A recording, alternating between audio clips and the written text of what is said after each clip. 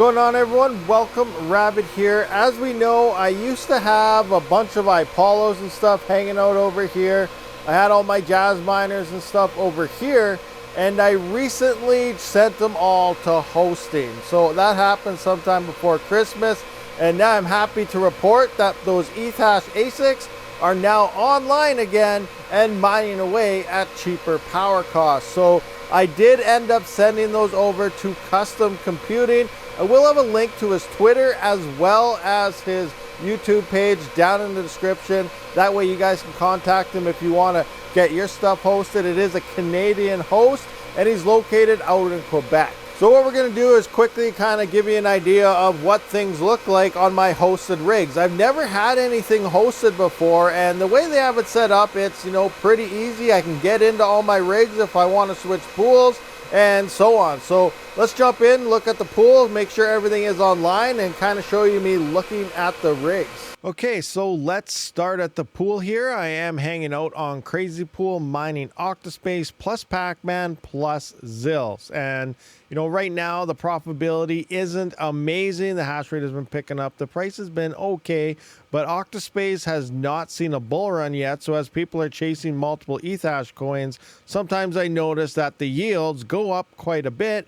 Right now, they're not too hot. So if we actually look at the past 24 hours, I'm only at around 20.56 Octa. Not too bad. You know, if this goes to $5 or $10, that's obviously going to be a lot better here. That is about $15.36 per day based on that. Keep in mind, you're also mining Pac-Man with this. Now, if I actually go into my payouts here, you can see I'm getting that 10 Pac-Man every single day. So that's about an extra $1, I believe, because it's only sitting around 10 cents. It did have a pump, you know, a month back or so, upwards of about 18 cents. So it'll be interesting to see how this coin does as well, leading into the bull run, you know, sometimes toward the end of this year and end of next year, where the peak will finally hit on Bitcoin. Altcoins, some of them will hit all-time highs before Bitcoin. Other ones will hit it after Bitcoin. If you see your coin pumping like crazy, it's probably a good time to sell. Now, if we jump into the Zill side of things, here's my current 24 hours. It looks like about 211. A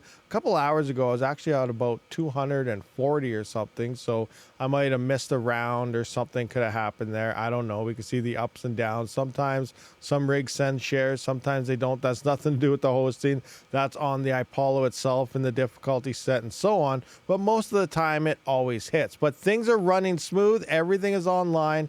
Everything is looking pretty darn good right now. All right, guys, so just a quick one there, but I am excited that I have those things on and they're mining somewhere else at a cheaper power rate. That way I can focus on building out my farm in the basement of my house. Now, I still can't really do too much. Everything is freaking profitable right now. You know, these Kaspa ASICs, obviously, the KS0s, KS0 Pros, the CPUs, the Mini Doge 3, there's days where that thing is making over $12, which is absolutely insane. The GPUs are even profitable right now, but sadly, I have them all turned off still over there and here because I still pretty close to being power limited. I am probably going to try to squeeze some GPUs on somewhere. I have about 20 GPUs just sitting doing nothing.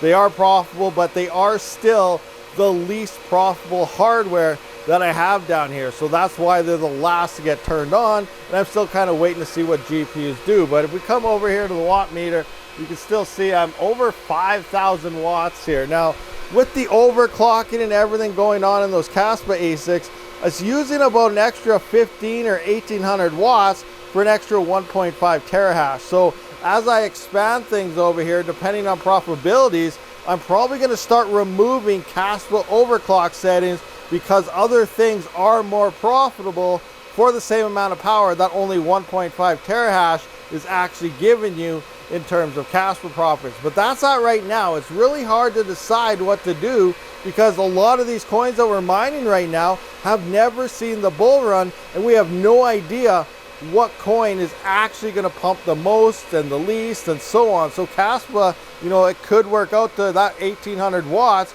will be the better deal here if Kaspa hits like $1 or $2, something insane moving into that bull run. But we just don't know what's going to happen. So, you know, I'm really up in the air on what I want to do. Start building this out with more other types of hardware and remove the OCs or leave them on and kind of be limited and maybe throw a couple GPUs on just to kind of max everything out and say set it and forget it. But I'm really up in the air. What do you guys think I should do? Let me know down in the comments. And then down over here on the other side, you can see I'm actually at 6,200 watts, which is kind of going into that unsafe zone because I do have the 1350 watt X5 on, which can now mine QVR, QRL, or quantum resistant ledger. I can't remember the 3 abbreviations for it is. It's a pretty old coin. I haven't mined it for a very long time, like 3 years or something. But that thing can mine it now, and it's double the profitability of mining Monero with it. So I have that thing on now. It's making, you know, anywhere from $10 to $15 a day. So that's actually not too bad at only 1,300 watts. I think after power and stuff, that thing is outperforming an L7 right now, 9.5 gigahash version at half the power. So that's pretty awesome there. Regardless, you know, obviously we got all our CPUs and everything turned on. Those things, I only had to shut them off, I think, once this entire bear market, and that was only for like a day or two, and then we're back into profitability and I turned them all back on. It was a sad day when I shut them off, but they have been running pretty much steady the entire bear market and at a profit. So that's where I'm at right now. I'm still pretty close to maximizing my power, but I do want to get rid of the ASICs and stuff when things, or find a different host, or when custom computing there gets the warehouse and stuff set up, I will be sending ASICs there because then he can accept it. I'd rather have all my stuff around the same location so I don't have to go to multiple places and be like, okay, I got stuff here, stuff there, stuff there. That'll just be a kind of a pain. But, you know, regardless, things are mining. Everything is maxed out. Everything is rolling. I got to get some GPUs turned on, and at least until I maximize the power. I'll put about 800 watts maybe online over there, see what I can get, my most profitable and most efficient GPUs.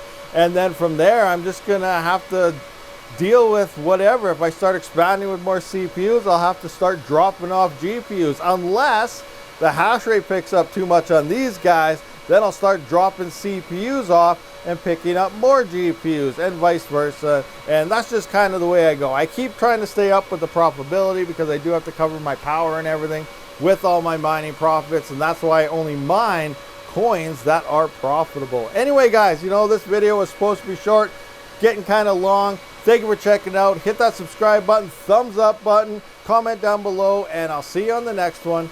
Rabid out.